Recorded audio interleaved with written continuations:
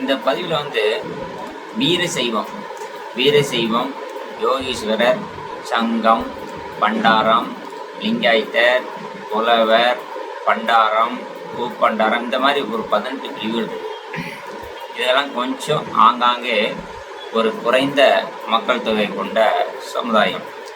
சரி, இந்த வீரசைவம், இதில் வீரசைவத்தில் மறுமணம், இவருடைய விஷயம் கேட்டால் நமக்கு கொஞ்சம் இதாக இருக்கும். நான் ஒவ்வொருடைய வாழ்க்கையையும் ஒரு சில விஷயங்களை நான் சொல்லும் பொழுது உங்களுக்கே புரிந்திருக்கும் என்று நினைக்கிறேன். நான் பேசக்கூடிய ஒவ்வொரு விஷயமும் நீங்கள் சொல்லக்கூடிய விஷயங்களை நம்ம சொல்கிறோம். இதில் ஒரு பெண் வீடாக இருந்தால் எப்படி சொல்லுவாங்க, பையன் வீடாக இருந்தால் எப்படி சொல்லுவாங்க, அதையுமே நான் உங்களுக்கு சொல்கிறேன். சரி, இப்போ இந்த மணமகன் உங்களுக்கு பிடித்திருந்தால் உடனடியாக நேரடியாக நம்மளுடைய ஆஃபீஸுக்கு வாங்க. விசிட்டிங் கார்டு இதில் கொடுத்துருக்குறேன், ஃபோன் நம்பருக்கு கொடுத்துருக்குறேன். நீங்கள் நேரில் காலையில் வந்துட்டிங்கன்னா உங்களுக்கு அன்றே நான் உட்கார வைத்து பேசி முடித்து தருகிறேன். சரியா? நன்றி. இப்போ இந்த மணமகனை பற்றி நான் உங்களுக்கு விவரம் சொல்கிறேன். நேரடியாக பதிவு செய்த மணமகன் இவர் வீரசைவத்தில் வந்து யோகீஸ்வரர், மறுமணம். இவருக்கு ஜாதி மதம் தடை இல்லை.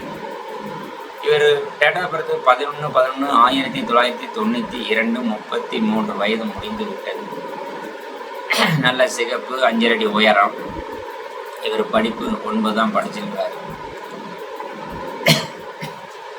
அதுக்கு அடுத்தபடியாக இவருக்கு வருமானம் வந்து பார்த்திங்கன்னா ஒரு 15,000 ரூபாய். அப்பாவும் மில் வேலை பார்க்குறாரு, 15,000 ரூபாய். இது எதுக்காக சொல்லுதோம்னா, வருமானங்கள் கம்மி அப்படிங்கிறதுக்காக சில பேர் பார்ப்பாங்க, 15,000 தானே அப்படின்னா. பையன் அருமையான பையன். அடுத்து வந்து அம்மா ஹவுஸ் ஒய்ஃபு. உடன் பிறந்தது 2 சகோதரருக்கும் திருமணம் ஆகிவிட்டது. சரி, இவருக்கு ஏன் சார் மறுமணம்? முதல்ல 1 வருடம் மனைவியுடன் வாழ்ந்திருக்கிறார். அந்த முதல் மனைவி அவரை குடும்ப வாழ்வுக்கு விருப்பம் இல்லாமல் அவரை அனுமதிக்கிறதே கிடையாது. குடும்ப வாழ்க்கை இவரும் பொறுத்து பார்த்துருக்காரு. 1 வருஷம் ஆச்சு. சரி, டாக்டர்கிட்ட கொண்டு போய் காட்டினா அவர் என்ன சொல்றாரு அப்படின்னா, இவங்களுக்கு குழந்தை பெறும் தகுதியே இல்லை அப்படின்னு டாக்டர் சொன்னதாக சொல்கிறாங்க. அந்த பொண்ணிடம் விசாரிக்கும் போது என்ன சொல்கிறாங்கன்னா, அந்த பெண் என்ன சொல்லுதுன்னா, எனக்கு குடும்ப வாழ்க்கையில் பெரிதாக விருப்பம் இல்லைன்னு சொல்லிடுது. இது எல்லாமே மாப்பிள்ளை வீட்டில் சொல்லக்கூடிய விஷயம். இது ஏன் நம்ம சொல்கிறோம்னா, நம்ம நேரில் 2 பேர் குடும்பமும் நீங்கள் பேசலாம். இதை தான் அவங்க சொல்ல போகிறாங்க. சரி, மணமகன் வந்து பார்த்திங்கன்னா காலில் சிறிது 5% மாற்றுத்திறனாளி, பேச்சில் ஒரு 10% லைட்டாக தைக்க பேசு. இதை நீங்கள் உண்மை முதலே சொல்லிடுங்க அப்படின்னு சொல்லியிருக்கிறாங்க. சரி, சொந்த வீடு இருக்குது, காலி மனை ஒரு 5.5 சென்டில் இருக்குது.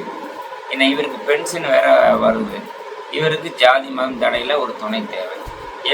இவருக்கு வந்து எப்படி சார் தேவைப்படுது அப்படின்னா, முதல் மனம், மறுமணம், ஜாதி மதம் தடையிலே ஒரு குழந்தையோட இருந்தாலும் ஏற்றுக்கிறேன் அப்படின்லாம் சொல்கிறாங்க. அவரை பார்த்தா அப்ராணியாக இருக்கிறார். அதனால் ஒரு 33 வயதில் உள்ள மணமகனுக்கு யாராவது குழந்தையோட இருந்தாலும் பரவாயில்ல, ஜாதி மதம் தடையில்லை அப்படிங்கிற நபர்கள் இதில் தொடர்படலாம். நீங்கள் இந்த பெண் வீட்டுக்காரங்க ஒன்று என்ன பண்ணுறீங்க, நேரடியாக வந்துடுங்க. நம்ம ஆஃபீஸுக்கு நேரடியாக வந்துடுங்க. காலையில் வந்துட்டிங்கன்னா மதியத்துக்குள்ளே ஏதாவது ஒரு மாப்பிள்ளைகிட்ட பேசி உங்களுக்கு திருப்தியாக நாங்கள் அனுப்பிடுவோம். உங்களுக்கு பிடிச்சிருந்தா தான் நாங்கள் 100 மாப்பிள்ளையை சொல்லலாம், ஆனால் உங்களுக்கு பிடிக்கணும்லாம். அதனால் இந்த மாப்பிள்ளையே வந்து, ஏன்னா இது இப்படிலாம் இருக்குது.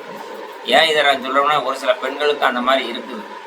இதை ஒரு ஆண்கிட்ட கேட்டோம்னா என்ன சொல்லுவாங்கன்னா, ஒரு பெண்ணிட்ட கேட்டோம்னா அந்த ஆணுக்கு இதே மாதிரி அவருக்கு வந்து ஆண்மே இல்லை அப்படிங்கிற ஒரு விஷயம் இருக்குது. அப்போ இந்த மறுமணம் அப்படின்னா ஆண்களுக்கு என்ன பண்ணலாம் அப்படின்னா, முதலாவதாக செமன் டெஸ்ட் அப்படின்னு பண்ணுங்க. குழந்தை பெறும் தகுதி இருக்காங்க அப்படிங்கிற ஒரு டெஸ்ட் எடுத்து பண்ணுறது நல்லது. நாம் பெரும்பாலும் மறுமணம் பண்ணணும் அப்படின்னா டாக்டர்கிட்ட பரிந்துரை பண்ணிட்டு பண்ணிக்கோங்க. இல்லை, இந்த மாதிரி குழந்தை பெறுவதற்கு தகுதி இருக்கா இல்லையாங்கிறது ஆண்களுக்காக அந்த மாதிரி ஒரு இது நான் பண்ணிடுவேன். இது ஏன் நான் சொல்கிறேன்னா, மறுமணம் அப்படிங்கும்போது அதை பண்ண வேண்டியது. ஏன்னா பழையபடியும் பண்ணி வச்சு அந்த பிரச்சனை வந்துடக்கூடாது இல்லையா? அதனால் 2 பேருமே பண்ணிக்கிறது, மறுமணத்தில் பண்ணிக்கிறது ரொம்ப நல்ல விஷயம். ஓகே, இப்போ இவருக்கு வந்து வீடு வசதி வாய்ப்பு பிளாட்டு எல்லாமே இருக்கக்கூடிய இந்த மணமகனுக்கு ஏதாவது பெண்ணு கொடுக்க விருப்பப்பட்டீங்கன்னா என் ஸ்க்ரீனில் நம்பர் கொடுத்துங்க, ஐடி கொடுத்துங்க. 283296. எங்களுடைய செல் நம்பர் வந்து இதே கொடுத்துருக்கேன், 8012 8012 13. இவருக்கு நல்ல ஒரு மனைவி அமையட்டும். நன்றி, வாழ்த்துக்கள்.